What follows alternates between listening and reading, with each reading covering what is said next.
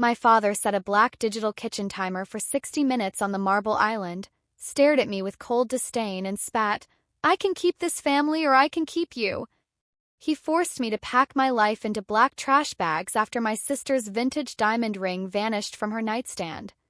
3 years later, they found the ring wedged behind a bedroom radiator during a renovation, but when my father invited me to an expensive restaurant to forget the past, he realized his 60-minute ultimatum had destroyed his business forever. My name is Esme Nichols. To understand how a missing 3-carat cushion-cut engagement ring and a ruthless 60-minute eviction from my family home in Colorado Springs led to a multi-million-dollar corporate reckoning in downtown Denver, you have to look at the deeply conditional nature of my father's affection.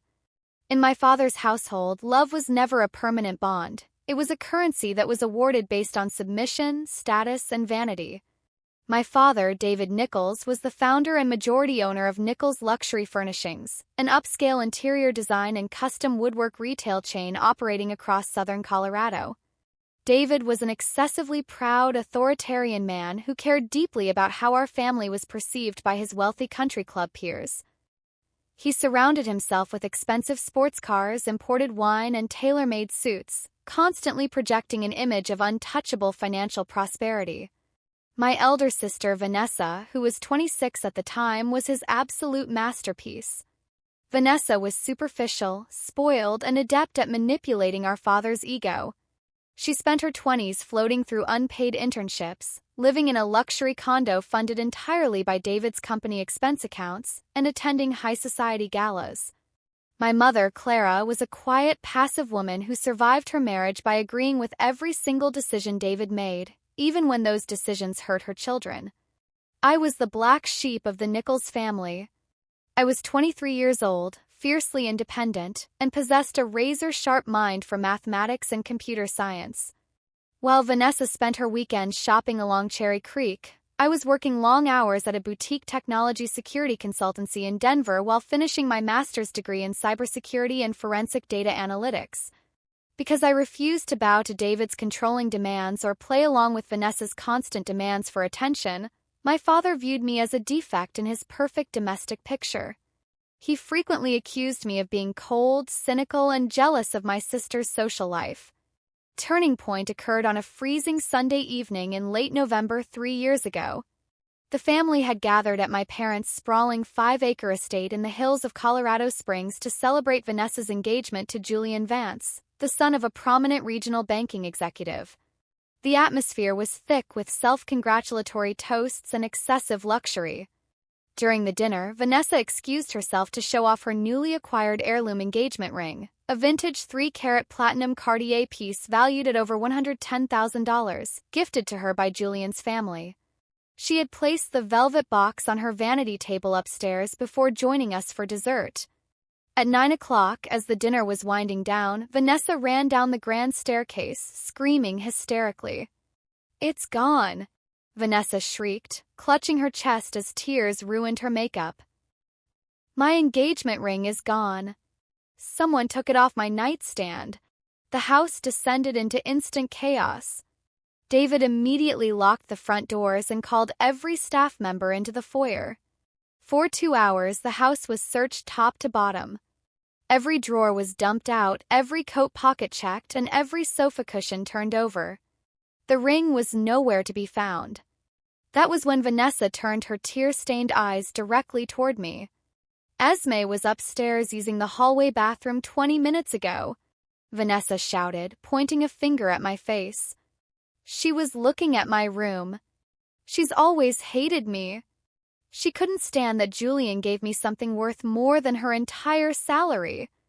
I stared at my sister in complete disbelief. "Vanessa, are you serious? I didn't touch your ring." I walked down the hall to use the restroom and came straight back down to the kitchen. "You searched through my things," Vanessa screamed. "Search her bag, Dad. Search her car." David didn't hesitate. He grabbed my leather handbag off the dining room chair, unzipped it, and dumped my personal belongings, wallet, and laptop onto the marble table. When he found nothing, he marched out into the freezing driveway and tossed my car upside down, tearing through the glove compartment and trunk. When he returned inside empty-handed, his face was flushed with a dark, terrifying rage. The fact that he hadn't found the ring didn't convince him of my innocence. It only convinced him that I was clever enough to have hidden it outside. David walked into the kitchen, picked up a digital countdown timer from the counter, and slammed it onto the island with a loud crack.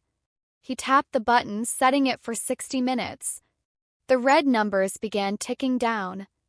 59:59, 59:58. "David, please," my mother whimpered quietly from the corner. "Let's think about this." "Shut up, Clara," David roared, his voice shaking the glass fixtures. He glared at me with pure, unadulterated hatred. "She hid it. She sneaked out into the yard or put it somewhere on the property to retrieve later. I know how her twisted, jealous mind works." David stepped into my space, his breath smelling of expensive scotch. "You have 60 minutes to hand over that ring, Esme," David said, his voice dropping to a terrifying, icy whisper. "If that timer hits 0 and that ring isn't in my hand, you are dead to this family. I can keep this family or I can keep you, and I sure as hell won't keep a thief." I stood there, looking at my father, my mother, and my sister.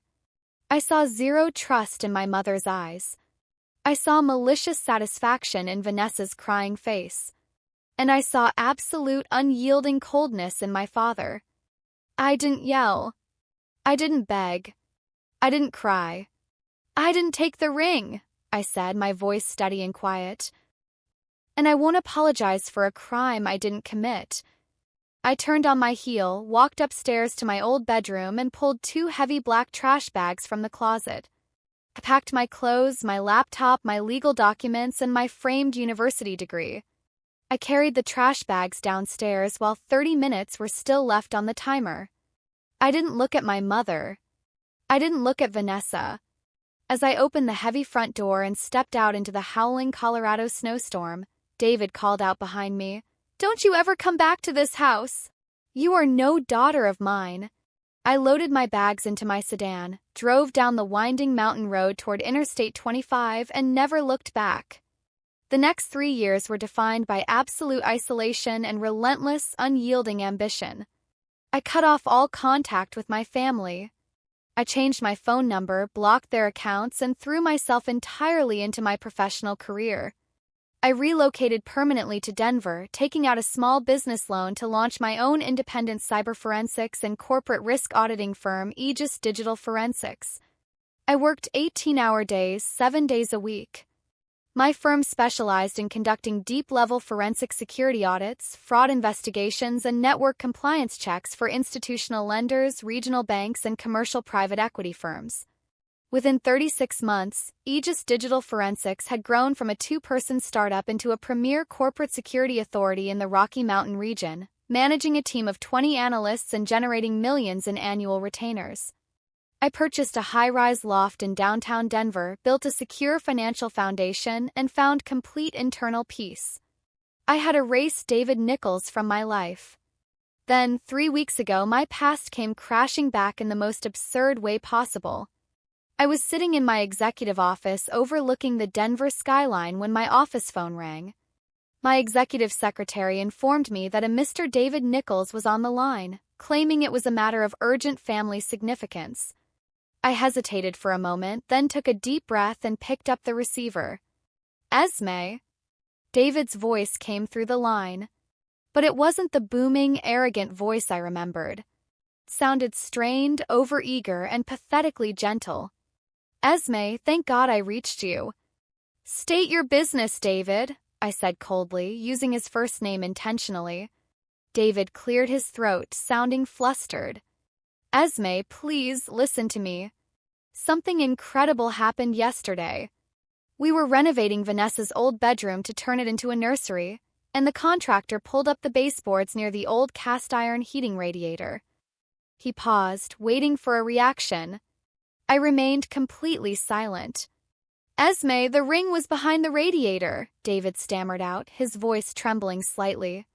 "It must have rolled off her nightstand 3 years ago and slipped down the narrow ventilation gap in the floorboards. It was an accident. It was never stolen." I felt a cold breeze pass through my chest, but my pulse didn't even elevate. "We feel terrible, Esme," David continued quickly, his words rushing out. "Your mother cried all night. Vanessa feels sick about it.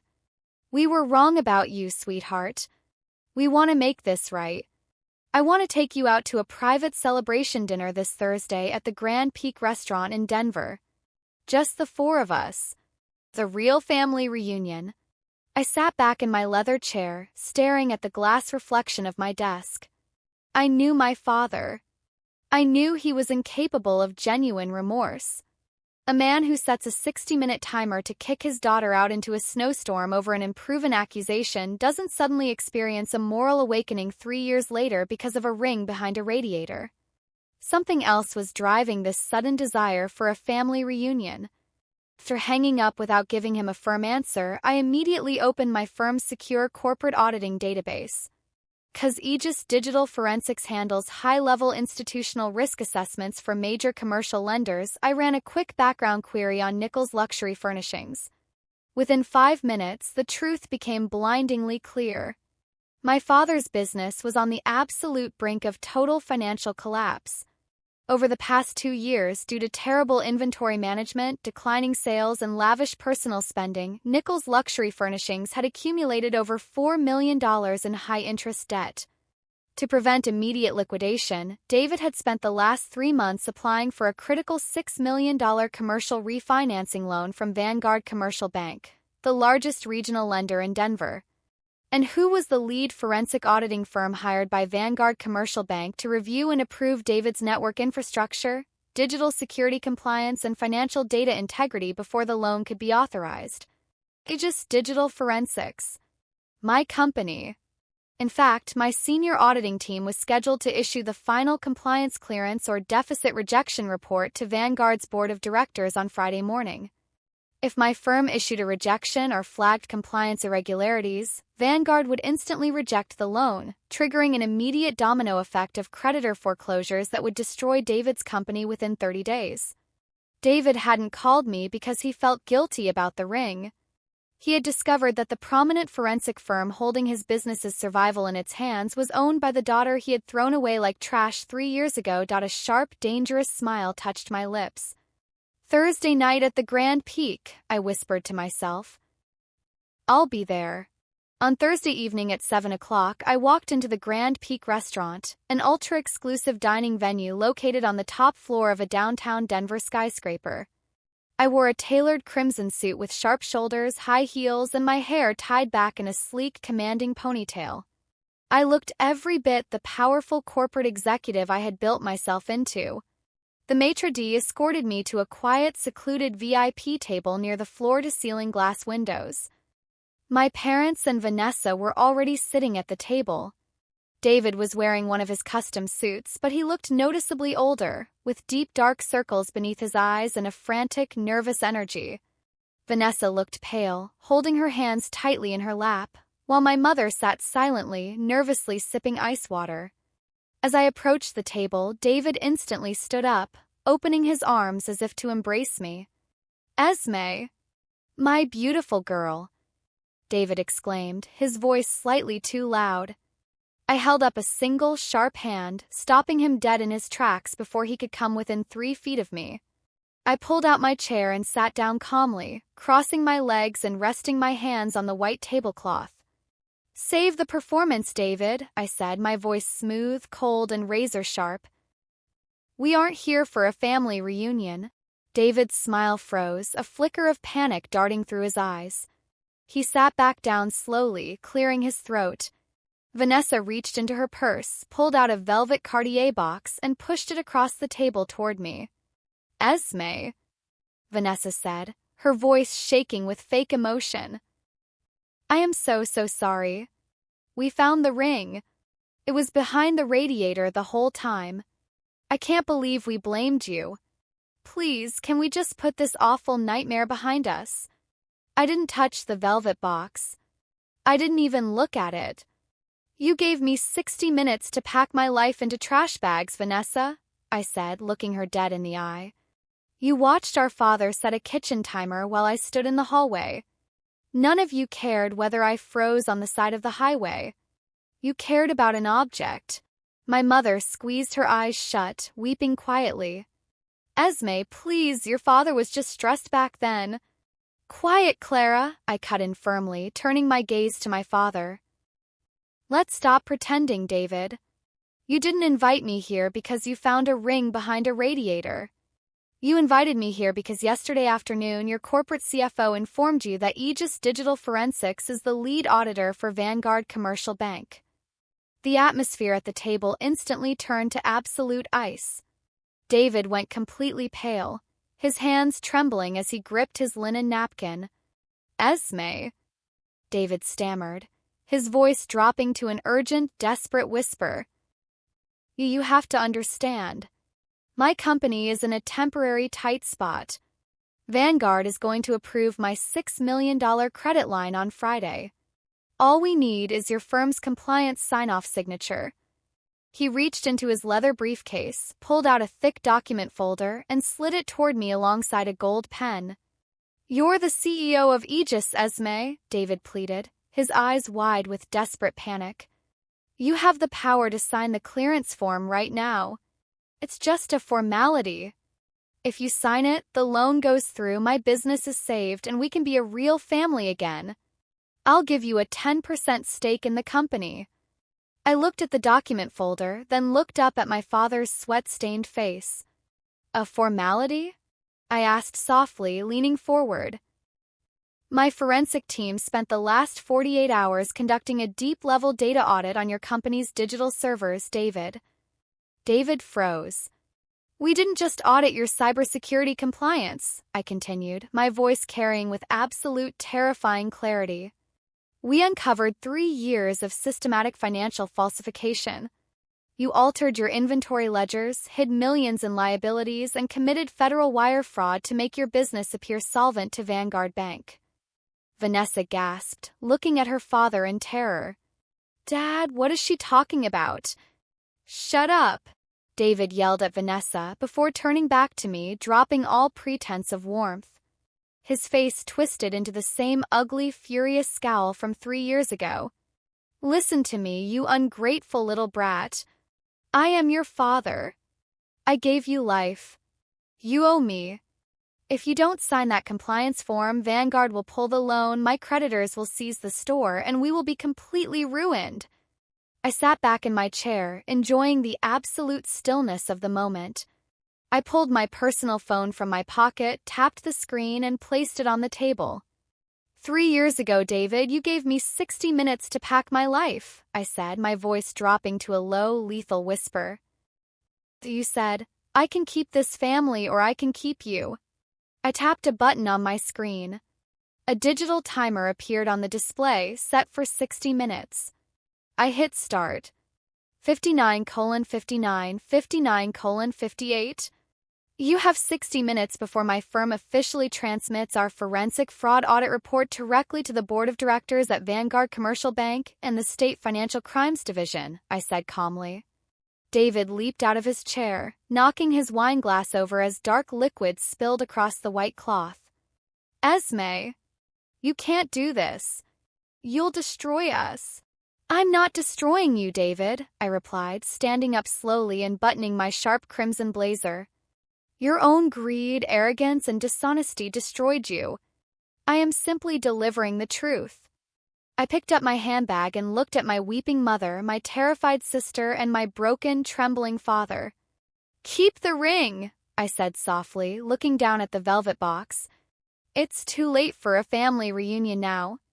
I turned my back on them, walking out of the Grand Peak restaurant with a light, easy stride, leaving my father staring helplessly at the ticking numbers on my phone. The fallout was swift, total, and merciless. At 8 o'clock that evening, when the 60-minute timer expired, Aegis Digital Forensics formally submitted the forensic audit findings to Vanguard Commercial Bank. By Friday morning, Vanguard canceled the loan application and issued an immediate demand for asset recovery. Within 30 days, Nichols Luxury Furnishings went into involuntary corporate bankruptcy. The state authorities launched a formal investigation into David's fraudulent accounting practices, resulting in the total seizure of his commercial assets, his sports cars, and his Colorado Springs estate. To avoid criminal indictment, David was forced to liquidate his remaining personal savings to pay back fines and restitution. He lost his social standing, his country club membership, and his home, moving into a small, rented townhouse on the outskirts of Pueblo. Julian Vance's family immediately broke off his engagement to Vanessa, unwilling to align their prominent name with a family ruined by public fraud. Vanessa was forced to give up her luxury lifestyle, sell her designer wardrobe, and take an entry-level retail sales job to support herself. Meanwhile, Aegis Digital Forensics continued its phenomenal rise. My firm secured major regional security contracts, expanding its operations into Texas and Utah. 2 years after that night at the Grand Peak, I stood on the private terrace of my new mountain retreat in Vail, Colorado, watching the morning sun reflect off the snow-capped peaks while enjoying a warm cup of coffee. My chief operating officer walked out onto the deck, handing me a leather portfolio. All expansion deeds for the new Denver headquarters are signed, Esme. We own the building outright. I looked out over the majestic mountain landscape, feeling a deep, unbreakable sense of peace fill my soul. I had learned that true strength is never forged by enduring toxic abuse to maintain a fake sense of family harmony. It is realized when you have the courage to walk away into the dark, trust your own capabilities, and build a life so powerful that no one can ever threaten your sovereignty again.